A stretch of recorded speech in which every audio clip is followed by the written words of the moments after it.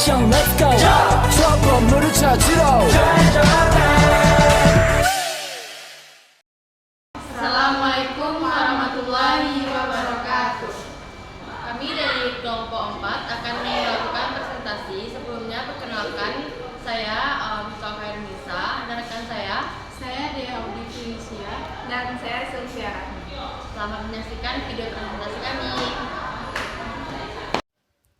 Persepsi sosial merupakan salah satu aspek penting dalam interaksi sosial yang mempengaruhi bagaimana individu memahami dan merespon orang lain dalam lingkungan sosial. Persepsi sosial dapat diartikan sebagai cara seseorang menilai, menginterpretasikan, dan mengorganisir informasi yang diperoleh tentang orang lain atau situasi sosial di sekitarnya. Persepsi ini terbentuk melalui pengalaman pribadi, budaya, dan interaksi sosial yang dialami oleh seseorang. Dalam konteks ini, persepsi sosial memainkan peran krusial dalam membentuk sikap, keputusan, dan perilaku sosial individu dalam masyarakat. Persepsi sosial adalah proses di mana individu menginterpretasikan, menilai, dan memberikan makna terhadap informasi sosial yang mereka terima dari orang lain dan lingkungan sekitar mereka. Ini mencangkup cara kita memahami perasaan, pikiran, motif, atau tindakan orang lain, serta bagaimana kita mengaitkan informasi tersebut dengan pengalaman dan pengetahuan kita sendiri. Persepsi sosial juga melibatkan bagaimana kita membentuk sikap terhadap orang lain, kelompok sosial, atau situasi tertentu berdasarkan informasi yang terbatas dan seringkali dipengaruhi oleh bias pribadi atau stereotip yang ada. Baik, selanjutnya yaitu yang B, bagian faktor yang mempengaruhi persepsi sosial. Persepsi sosial dipengaruhi oleh berbagai faktor, baik yang bersifat internal dari dalam individu maupun eksternal dari luar lingkungan sosial. Faktor-faktor ini bekerja saling terkait dan berbentuk cara individu memandang dunia sosial di sekitarnya. Yang pertama ada pengalaman sosial, yang dimana pengalaman hidup yang dimiliki oleh individu sangat mempengaruhi cara mereka memandang dunia dan orang lain. Misalnya seseorang yang pernah mengalami trauma atau kecewa dalam hubungan interpersonal mungkin lebih cenderung untuk memandang orang lain dengan skeptisisme atau kewaspadaan.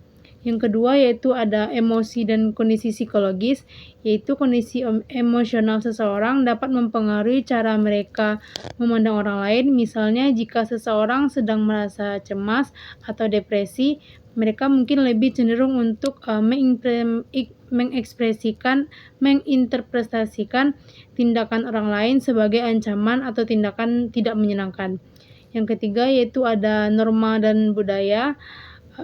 sosial dan budaya, yaitu nilai norma dan kebiasaan yang berlaku dalam masyarakat. Individu hidup juga memainkan peran besar dalam membentuk persepsi sosial. Misalnya dalam budaya tertentu, ketegasan dan pengambilan keputusan yang cepat dianggap sebagai tanda kepemimpinan yang baik. Yang keempat yaitu ada stereotip dan bias kognitif, yaitu stereotip adalah generalisasi yang diterapkan pada kelompok tertentu yang menganggap semua anggota kelompok tersebut memiliki ciri-ciri yang sama. Dan yang terakhir yaitu ada faktor situasional, yaitu persepsi sosial tidak hanya dipengaruhi oleh faktor internal atau pribadi, tetapi juga oleh konteks atau situasi tertentu. Misalnya, bagaimana kita menilai seseorang mungkin berbeda ketika kita berinteraksi dengan menilai seseorang dengan mereka di lingkungan sosial yang formal dibandingkan dengan situasi yang lebih santai. Materi selanjutnya yaitu tentang pengelolaan persepsi sosial dalam layanan BK. Mengelola persepsi sosial dalam layanan BK ini penting untuk menciptakan hubungan yang efektif antara konselor dengan klien. Berikut beberapa cara untuk mengelola persepsi sosial dalam konteks konseling. Yang pertama yaitu ada kesadaran diri konselor, yang kedua membangun kepercayaan dan empati, yang ketiga edukasi dan penyuluhan. Baik, sekian dari materi yang dapat saya sampaikan. Sekian dari video presentasi kami. Apabila ada kesalahan mohon dimaafkan. Terima kasih sudah menyaksikan. Assalamualaikum